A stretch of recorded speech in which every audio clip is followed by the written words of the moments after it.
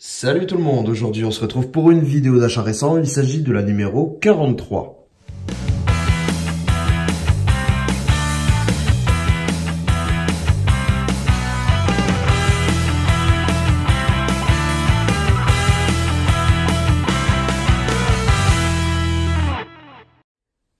Alors aujourd'hui ça sera encore une fois un petit peu varié, hein. Il y a 3 Blu-ray amarrés, il y aura 2 Ultra HD 4K ainsi que 2 Steelbook à vous présenter. Et on va attaquer tout de suite avec le film au nom imprononçable, il s'agit de Thoroughbreds, je dirais que ça se prononce comme ça mais je suis pas sûr. En France le film est baptisé Pur Sang. Mais bon, il est possible que vous ne l'ayez pas vu, tout simplement parce que il n'est pas très connu, hein. Distribution uniquement en DVD en France, voilà pourquoi j'ai importé une édition anglaise, mais qui comporte, si je me souviens bien, la VF. En tout cas, il y a au moins des sous-titres français. Non, il y a aussi une VF dessus, voilà. Mais voilà, c'est un film assez particulier. J'ai été un petit peu à l'aveugle pour le regarder, juste grâce au casting, parce que en fait il y a 2 actrices que j'aime beaucoup dedans. Il y a Olivia Cooke qu'on a retrouvé dans Bates Motel ou plus récemment dans Ready Player One. Voilà, c'est une actrice que j'aime bien parce que je m'étais accroché à son personnage dans Bates Motel et du coup ça m'a donné envie de la suivre un petit peu et de voir dans quel film elle allait jouer. Et puis il y a aussi Anya Taylor-Joy qui m'avait vraiment bluffé dans Split, et je trouve vraiment qu'elle a du talent. En tout cas, du coup je me suis dit je vais suivre un petit peu aussi ses rôles, hein, ce qu'elle va faire. Et écoutez, là les 2 actrices que j'ai envie de suivre qui se retrouvent dans le même film, ça me tente pas mal. La bande-annonce m'avait bien donné envie, donc voilà.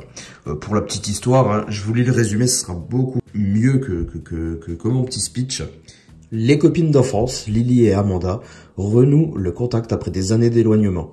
Lily est devenue une riche adolescente au goût raffiné, inscrite dans un pensionnat chic.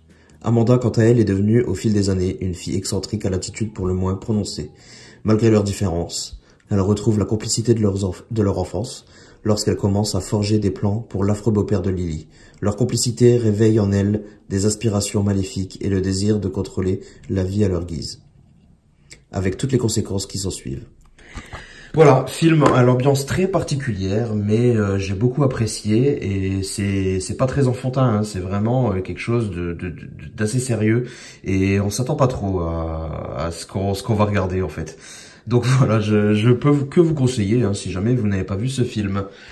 Ensuite, pour continuer niveau amarré, on continue avec encore un film avec Olivia Cooke, un film très peu connu également, This Is Not a Love Story, un film qui a été distribué seulement en DVD en France. Voilà pourquoi le Blu-ray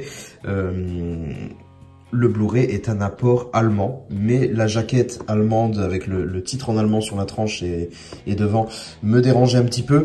C'est pourquoi, encore une fois, je remercie Pascal qui m'a carrément fait un montage, qui m'a repris la jaquette en fait originale allemande et qui me l'a photoshopé. Voilà la jaquette qui était d'origine, et voici le montage Photoshop que Pascal m'a fait.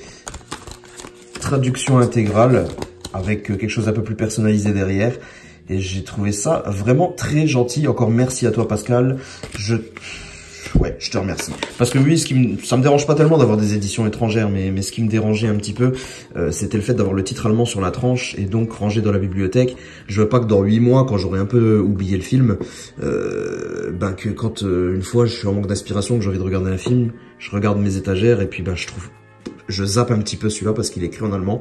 Donc voilà, je souhaitais avoir This Is Not a Love Story, au moins ce titre, le titre original, je le connais et je sais ce que c'est. Donc voilà, très bon film, un peu plus teenage, même si ça reste quand même assez sérieux. Il a une ambiance particulière, il est pas bébête ce film, donc vraiment très bon. Je vous lis un petit peu le résumé, ça vous donnera un petit peu envie également, parce que si moi je vous le résume en 3 phrases, ça va être nul, surtout que je n'y arriverai pas honnêtement. Greg est un lycéen introverti, adepte de l'autodérision, qui compte bien finir son année de terminale le plus discrètement possible. Il passe la plupart de son temps avec son seul ami, Earl, à refaire ses propres versions de grands films classiques, mais sa volonté de passer inaperçu est mise à mal lorsque sa mère le force à revoir Rachel, une ancienne amie de maternelle atteinte de leucémie. Voilà, c'est un film à la fois très drôle, mais très sérieux. Et voilà, on peut s'attendre à voir vraiment un teenage movie très léger, mais non, finalement, on est vraiment sur quelque chose de très très bon. Et ouais, non, vraiment, je peux que vous le conseiller également si vous arrivez à le voir un de ces jours, ça serait vraiment cool. Ensuite, on passe au troisième et celui que j'ai plus envie de vous parler. Il s'agit de The Guilty. C'est un film norvégien, je crois. Je sais plus. C'est quoi? Non, c'est un film danois, pardon. C'est un film danois qui est vraiment excellent. J'étais tombé dessus par hasard sur un article que j'avais lu, je sais plus où. C'était les films étrangers à voir en 2018. Voilà, les films qu'il fallait pas louper. Et je suis tombé sur The Guilty. Alors je lis un peu le synopsis, je me dis tiens, je vois les notes, je dis waouh, très bien noté. Je me dis ça peut être pas mal. Alors je lis le résumé et je me dis ça craint quand même parce qu'en fait pour la petite histoire c'est un opérateur des secours, donc l'acteur que nous voyons juste ici, c'est un central opérateur des secours qui va recevoir un appel et qui va comprendre que c'est une femme en détresse, en fait une femme qui est en train de se faire kidnapper. Et elle parle un petit peu en langage codé au téléphone parce qu'elle est avec son agresseur dans la voiture. Et voilà, c'est tout. Pendant 1h25, le film nous tient en haleine avec simplement la vue sur cet acteur qui est au téléphone et qui essaye d'aider cette femme qui est kidnappée justement. On ne change pas de scène, on ne bouge pas, on ne voit rien d'autre que cette personne au téléphone et on entend tout ce qui se passe, c'est tout. Mais c'est vraiment un film ultra prenant. On s'ennuie pas une seconde. Si, il y a un petit moment, pour ma part, où je me suis dit, il y a un petit moment de mou, mais ça a duré 5 minutes, pas plus. 5-10 minutes maximum. Même pas, non. 5 minutes. Et puis ça repart de plus belle. Le film nous tient du début à la fin et surtout avec pas mal de retournements de situation. Donc vraiment, le film que j'ai envie de vous conseiller de voir, c'est celui-ci. Disponible en France, je l'ai commandé chez la Fnac à 15 ou 20 euros, je crois que c'est 20 euros le prix normal. Donc voilà, il me restait un peu de points sur la carte. Je l'ai eu gratos. Ensuite, maintenant on va continuer avec les Blu-ray amarrés 4K. Donc déjà, pour faire très original, hein, j'ai l'impression qu'on n'entend que parler de ce film en ce moment. Mais bon, A Star is Born, je vous avais dit, j'avais acheté le Steelbook Fnac. J'étais assez déçu de pas retrouver un 4K à l'intérieur, hein, qui nous ait pas fait une version avec le 4K. J'ai également acheté le Steelbook Humania, donc pour avoir ce joli fourreau. Et puis là j'ai pris le 4K Ultra HD. Enfin, je vous le présente seulement maintenant, mais en fait je l'ai acheté le jour de la sortie. Hein. Voilà, donc finalement pour ce film, il m'aura coûté un petit peu cher, hein, parce qu'entre le Steelbook Fnac, le Humania et en plus le 4K Ultra HD, j'ai fait 3 achats pour le même film, mais je regrette pas parce que le 4K est tout simplement magnifique. Je m'y attendais pas, parce que de mémoire, il me semble qu'il s'agit d'un master 2K uniquement. En tout cas, le film est vraiment très beau et c'est vraiment très net, surtout qu'on a beaucoup de gros plans sur les visages dans ce film et on voit un peu les aspérités de la peau, on voit les défauts, on voit même les défauts de maquillage et je trouve ça clairement dingue parce que ouais, quand on en arrive au point de déceler les défauts de maquillage, c'est quand même qu'il y a du taf, et qu'on a quelque chose de très net. Écoutez, le film, je vais pas en parler, hein. De toute façon, tout le monde en a déjà parlé. Je suis content de le rentrer en 4K et je l'ai regardé. Il est très bien. Nous poursuivons donc avec un autre 4K Ultra HD. Il s'agit de Kin, le commencement. Ce film, c'est assez spécial parce que je l'ai acheté un petit peu par hasard. Hein. J'étais en magasin et puis j'avais l'objectif de repartir avec un film. Hein. C'était un vendredi soir et j'avais rien de particulier à aller acheter, mais voilà, je m'attendais à flâner un petit peu dans les rayons et trouver quelque chose pour regarder le week-end là un film. Il y avait rien de particulier, pas de promo intéressante ou quoi, donc écoutez, j'étais un petit peu déçu et puis je tombe là-dessus. Je me dis tiens, je voulais aller le voir au cinéma, mais quand il est sorti au ciné, il y avait pas mal d'autres films plus intéressants à aller voir à ce moment-là, donc je l'ai un petit peu zappé celui-ci. Alors je l'ai acheté à l'aveugle en 4K. dans l'espoir qu'il soit bien. Et écoutez, ben c'est un retour en demi-teinte pour moi. Écoutez, il est assez intéressant, mais globalement, pendant la plupart du film, on s'attend quand même à ce qu'il se passe quelque chose. Et puis, c'est la fin qui devient très intrigante. Donc, en fait, c'est censé être une trilogie si le film a fonctionné, mais je sais pas, j'ai pas regardé les scores box-office. J'espère qu'ils continueront, parce que les 20 dernières minutes du film sont assez intéressantes et nous donnent envie de découvrir cette saga complète. Et donc ouais, on comprend clairement que ce premier film est là pour poser les bases d'une saga, et donc on reste un petit peu sur notre fin quand même sur le premier, mais il est pas trop mal, Pour vous faire un rapide topo, hein, c'est très basique.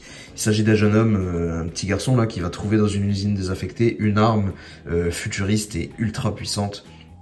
Et donc qui va se retrouver être pourchassé forcément par le FBI, par également les personnes à qui appartiennent apparemment ce fusil, cette arme, et il va être accompagné de son frère, et ça va être voilà, une chasse à l'homme, on va dire. Mais c'est très basique, mais comme je vous le dis, c'est les 20-15 dernières minutes qui deviennent prenantes, et où on se dit ah tiens, il y a peut-être du potentiel pour cette saga. Donc voilà, je regrette pas totalement mon achat. Ensuite, pour continuer, regardez, Kin, le steelbook très simpliste. Quand j'avais acheté le 4K, j'avais vu le steelbook à côté et je m'étais dit non, il est beaucoup trop simple, je pense pas que je le prendrai. Et la semaine suivante, je passe dans un cache et je tombe sur l'édition. Le steelbook à 5,99 € si je me souviens bien. Donc là, j'ai pas hésité très longtemps. Je l'ai pris. Maintenant, je garde l'espoir que cette saga va continuer et puis qu'elle soit bien et qu'elle soit à la hauteur des 20 dernières minutes du film. Et le dernier steelbook de cette sélection, il s'agit de The Bourne Identity, donc le premier Jason Bourne qui est mon préféré. D'ailleurs, j'avais acheté la totale en 4K des Jason Bourne, et en les revisionnant tous, j'ai décidé de revendre les suivants et de me contenter du premier qui, je trouve, est très très bon. Et les autres, j'ai beaucoup moins apprécié, bizarrement, en les revoyant, j'ai beaucoup moins apprécié. Donc voilà, je me suis dit, je garde le 1, il se suffit à lui-même pour moi. Donc voilà. Pourquoi pas lui acheter un beau steelbook. Alors j'ai pris cette édition anglaise qui est plutôt réussie, dans une belle finition. Donc plutôt satisfait de cet achat. Et bien voilà les amis, cette vidéo est maintenant terminée. J'espère qu'elle vous a plu. Vous n'hésitez pas à me dire dans les commentaires tout ce que vous en avez pensé de ces films. Et puis j'espère que j'ai pu vous en conseiller si jamais vous n'en avez pas vu. Écoutez, nous on va se retrouver très bientôt pour une prochaine vidéo. Mais en attendant, abonnez-vous si c'est pas encore fait. Comme ça vous louperez pas les prochaines vidéos. N'hésitez pas non plus à me laisser un petit pouce bleu si ça vous a plu, un petit pouce rouge si ça vous a pas plu. Et puis écoutez, on se retrouve très bientôt. Portez-vous bien. Ciao tout le monde.